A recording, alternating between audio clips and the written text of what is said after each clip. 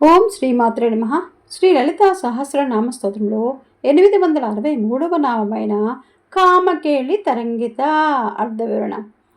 ఓం కామకేళి తరంగితాయై నమః నమస్కరించాలి. కామ కాముని, కేళి క్రీడా విశేషములచే, తరంగిత పరంపరలుగా వచ్చు తరంగములు వంటిది.